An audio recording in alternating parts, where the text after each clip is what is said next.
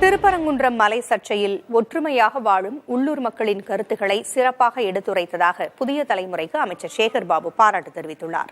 பாஜகவின் பிரிவினைவாத அரசியலுக்கு தமிழ்நாட்டில் இடமில்லை என்று தெரிவித்த அவர், திருப்பரங்குன்றம் மலையில் பழைய வழிபாட்டு நடைமுறையை தொடரும் என்றும் கூறியுள்ளார். அமைச்சர் தெரிவித்த கருத்துக்களை பேச்சு பேட்டி கருத்தில் பார்க்கலாம்.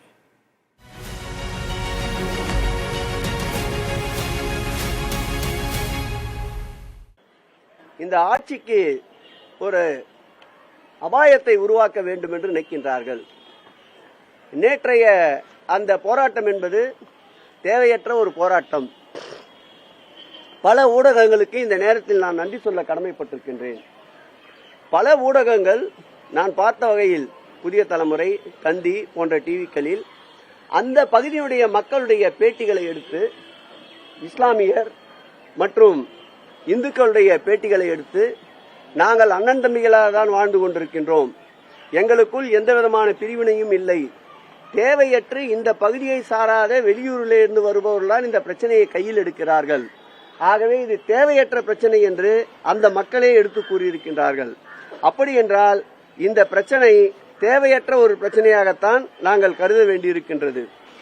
திருப்பரங்குன்றம் திருக்கோயிலை பொறுத்தளவில் நேற்றைக்கு அங்கே ஒரு பெரிய கூட்டத்தை கூட்டி மதவாதம், இனவாதம், மொழிவாதம் என்ற ஒரு பிரச்சனையை, பிரிவினையை ஏற்படுத்த நினைத்தார்கள். இது வேறு வட மாநிலங்கள் வேண்டுமென்றால் இதற்குண்டான சாத்தியக்கூறுகள் அமையக்கூடும். எச் ராஜா, அண்ணாமலை போன்றவர்களுக்கு சொல்லிக் கொள்வது என்னவென்றால், எங்கள் முதல்வர் எங்களை கொஞ்சம் அடக்கி வாசிக்க சொல்லியிருக்கின்றார். நீங்கள் வட மாநிலங்களைப் போல் இங்கும் கலவரத்தை ஏற்படுத்த வேண்டும் என்று நினைக்கின்றீர்கள்.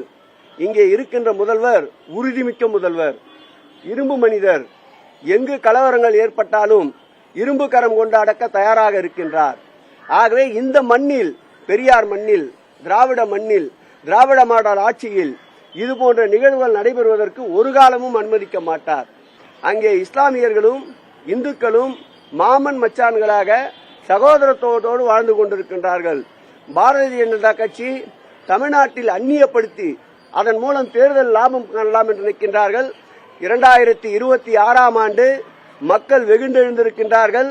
இந்த திருப்பரங்குன்றம் திருக்கோயிலை பொறுத்தளவில் தர்கா, இந்த கோயில் பிரச்சனையில் அவர்கள் எடுத்திருக்கின்ற நடவடிக்கைகளால் அவருடைய வாக்கு சதவீதம் 0 அடைந்தாலும் ஆச்சரியப்படுவதற்கில்லை. நேற்றைக்கு கூட நீங்கள் அங்கே கூடிய கூட்டத்தை பார்த்திருப்பீர்கள். ஒரு மதத்திற்கு, ஒரு இனத்திற்கு எதிர்ப்பாகத்தான் கோஷங்களை போட்டுக் கொண்டிருந்தார்.